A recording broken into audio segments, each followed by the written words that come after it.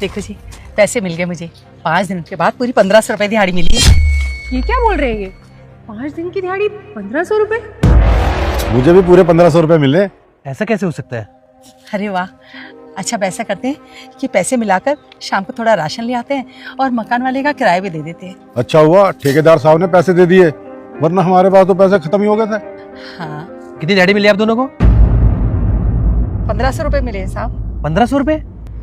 कितने दिन की दिहाड़ी है ये? 5 दिन के। 5 दिन के 1500 रुपए? अरे किस हिसाब से दे रहा है वो आपको?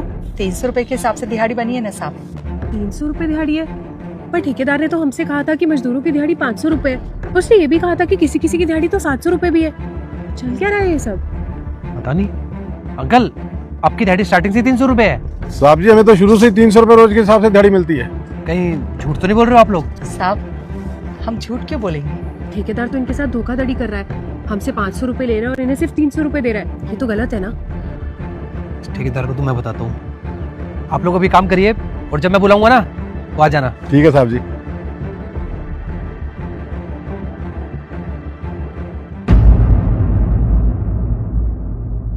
जी कहिए धीरज जी। दिहाड़ी दे दी तुमने सबकी? हाँ, सबको पैसे मिल गए। पैसे कम तो नहीं पड़े? नहीं कम नहीं पड़े। वैसे दिहाड़ी कितनी है सबकी? बताया तो था मैंने आपको कि 500 रुपये दिहाड़ी है और एक आधे बंदे ऐसे हैं जो ओवर टाइम भी करते हैं, उनकी 700 है। तभी मैं कहूँ पैसे कम क्यों नहीं पड़ते?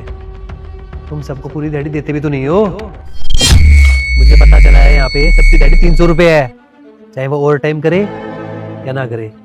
क्या बात कर रहे हो? ऐसे कैसे हो सकता है? सबको 500 के हिसाब से दे रहा हूँ। कौन झूठ बोल रहा है आपको? मेरे से पूछवाओ। अच्छा रुको भी पूछवा देता हूँ। अंकल आंटी आ जाइए एक बार आप।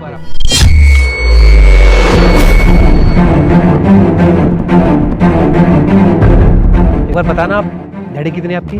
300 रुपए साहब। अरे झूठ बोल रहे हैं ये। आप दोनों क्या लग रहा है कि आप दोनों झूठ बोलोगे? मैं फंस जाऊंगा। 500 रुपए दिहाड़ी आप दोनों की। जाओ, मैं बात करता हूँ इनसे। कोई कहीं नहीं जाएगा।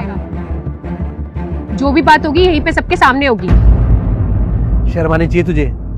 अरे बुजुर्ग इस उम्र में यहाँ पे काम कर रहे हैं, अरे कोई ना कोई तो मजबूरी रही होगी ना इनकी, और तू इनके हक के पैसे खा रहा है। भाई अब गलत समझ रहे हो। दरअसल बात यह है कि इन्होंने मेरे से पैसे उधार ले रखे थे, बस वही पैसे कटवा रहा हूँ और कुछ नहीं है। अरे आज पैसे लौटाने की बारी आई तो झूठ बोल रहे हैं दोनों। आपने इनसे उधार पैसे लिए थे? नहीं साहब जी, हमने कोई पैसे उधार नहीं लिए इनसे, ये झूठ बोल रहे हैं। देखिए मैं समझाता हूँ ना आपको, एक बार आप मेरी बात तो सुनिए। अरे समझाने के लिए बचा ही क्या है?